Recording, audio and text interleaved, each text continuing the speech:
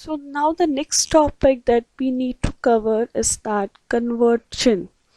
How to convert a decimal number to binary number system. For this you need to move to your next slide and you need to understand how it's work.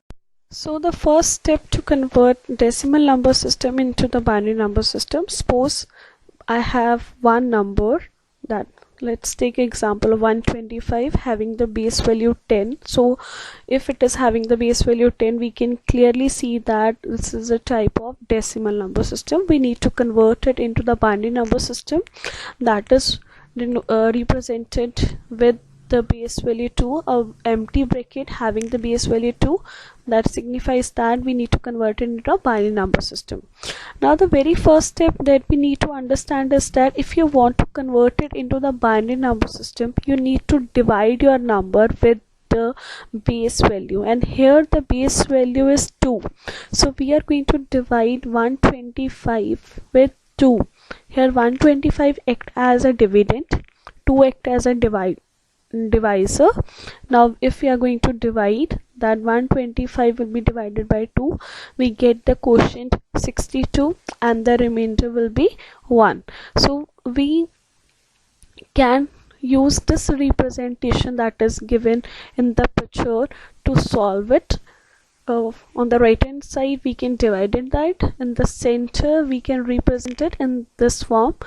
Very left side 2 will be written, in the center number, and on the right hand side remainder we can write it down.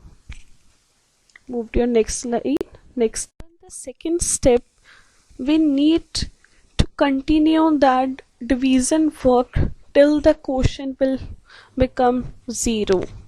Till that point we need to divide the number. So in the second step, in the divide, we get the quotient 62 and remainder will be 1. Again we are going to divide 62 by 2, and with the division the remainder will be 0 and the quotient is 31.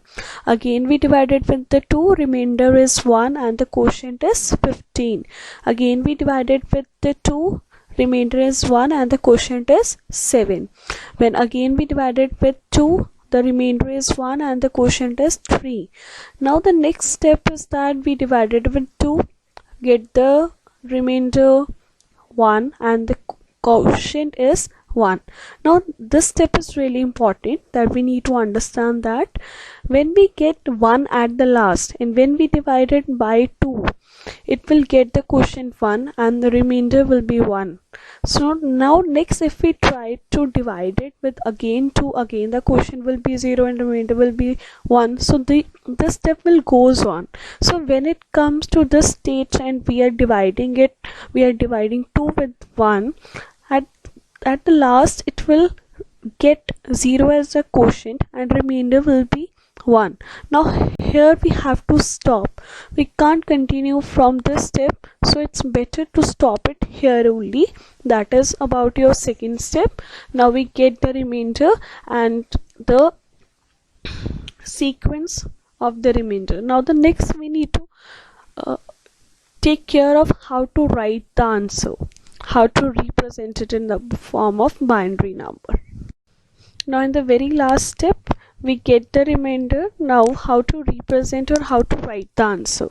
When we are going to write down the binary representation of the decimal number, we need to look it from bottom to top. We have to follow the sequence from bottom to top, like the arrow is there on the picture.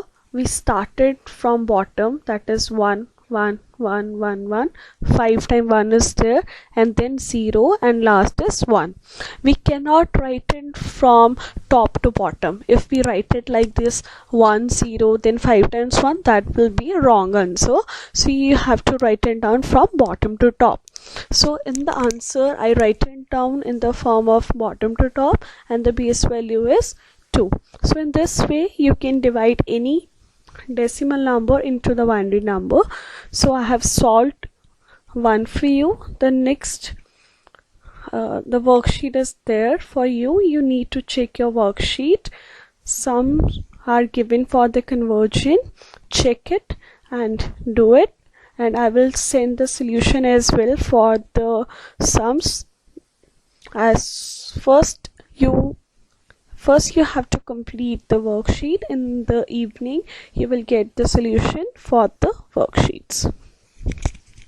Thank you.